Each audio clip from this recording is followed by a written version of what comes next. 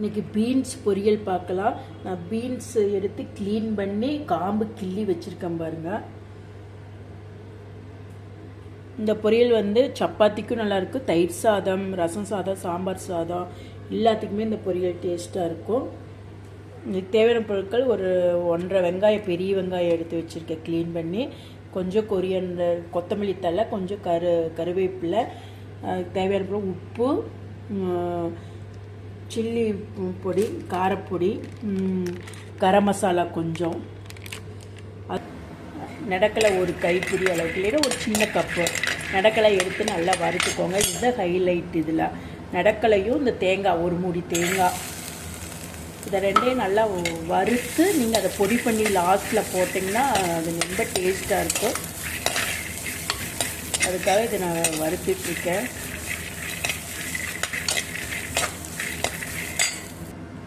இது நல்லா வறுத்தாச்சு பாருங்கள். இந்த மிக்சியில் போட்டு பொடி பொடியாக கொஞ்சம் கரைன்னு அரைச்சி எடுத்துக்கலாம்.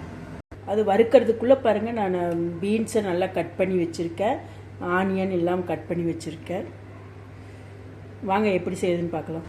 வறுத்ததை பாருங்கள், நான் மிக்சி ஜாரில் மாற்றி வச்சாச்சு. எண்ணெய் 3 ஸ்பூன் ஊற்றியாச்சு. அது கூட வந்து கடலைப்பருப்பு, உளுந்த பருப்பு போட்டுக்கலாம். இது பொரிஞ்சோடனே கடுகு போட்டுக்கலாம். இப்போ கொஞ்சம் 1/4 டீஸ்பூன் கடுகு போட்டுக்கலாம்.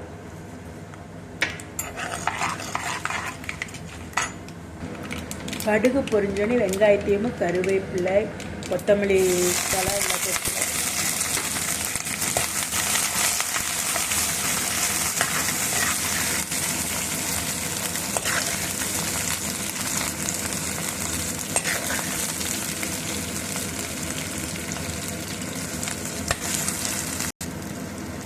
இப்போ வெங்காயம் வதங்கினோடனே பீன்ஸை போட்டுக்கலாம்.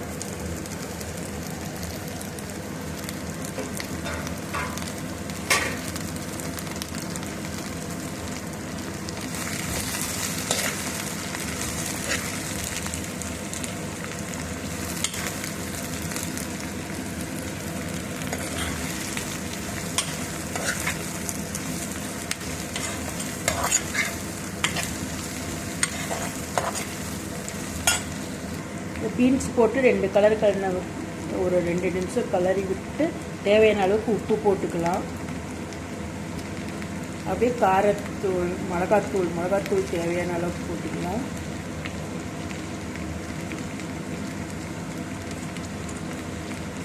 அப்புறம் நான் 1 ஸ்பூன் மிளகாத்தூள், 1/2 ஸ்பூன் உப்பு போட்டுருக்கேன்.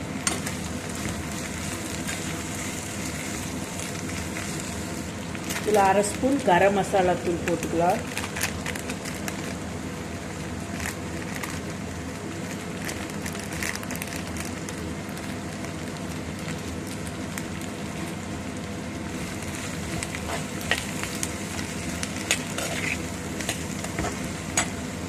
போட்டு நல்லா கலரி விட்டுக்கோங்க. உங்கள் காரத்துக்கு தகுந்த மாதிரி போட்டுக்கோங்க. ஒரு நல்லா ஒரு கொஞ்சம் 4-5 டைம் நல்லா கலரி விட்டு ஒரு 1/4 டம்ளர் தண்ணி ஊற்றி மூடி வச்சு ஒரு 2 நிமிஷம் வேக விடுறதுக்குள்ளே நம்ம மிக்சியில் தான் கடலையும் தேங்காயை அரைச்சி எடுத்துக்கலாம்.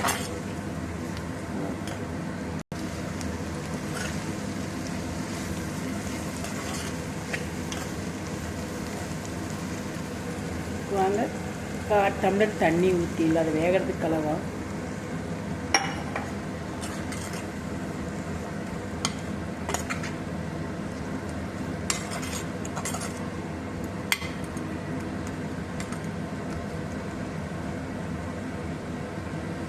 ஒரு 2 நிமிஷம் தட்டு போட்டு மூடி வச்சுருங்க, அது குக் ஆகிடும். 2 நிமிஷம் வேகிட்டு நான் கொஞ்சம் சிம்மில் தான் வச்சுருக்கேன். அரைச்சி எடுத்துகிட்டு வந்துருக்கலாம். இல்லை ஒரு குறைன்னு அரைச்சி எடுத்துக்கலாம். இந்த மாதிரி குறைன்னு அரைச்சி எடுத்துக்கோங்க. அப்போ தான் அந்த பொரியலுக்கு, பீன்ஸ் பொரியலுக்கு நல்லா டேஸ்ட்டாக இருக்கும்.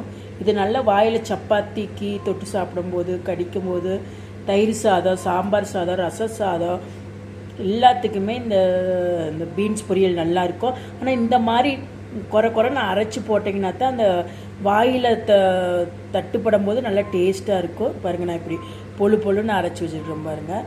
இது நல்லா வெந்தோடனே நம்ம இதை போட்டு கலரிக்கலாம்.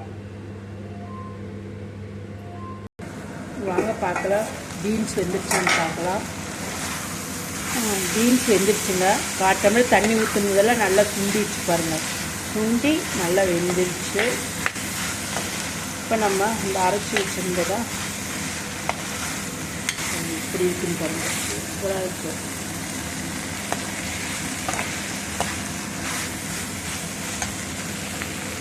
அரைச்சி வச்ச நெடக்கலையும் தேங்காயும் அந்த பொடியை இதுக்குள்ளே போட்டுக்கலாம். வெளுகத்தை வாங்கணும். இருங்க, ஒரு நிமிஷம் எடுத்து கொட்டிக்கணும்.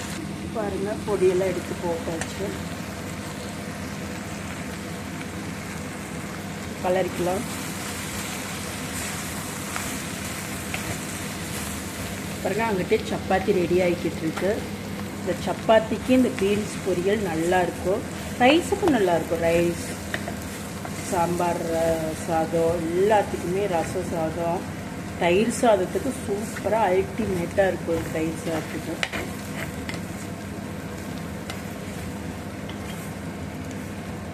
பாருங்கள், பொரியல் வந்து நல்லா ரெடி ஆயிடுச்சு. நல்லா கலரி விட்டாச்சு.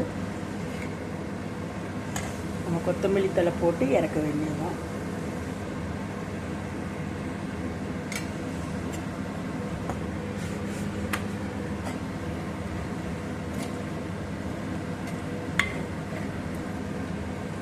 ரெடி, பீன்ஸ் பொரியல் ரெடி.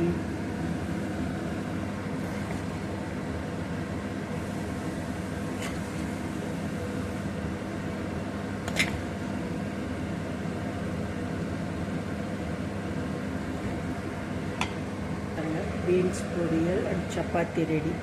வாங்க சாப்பிட்லாம்.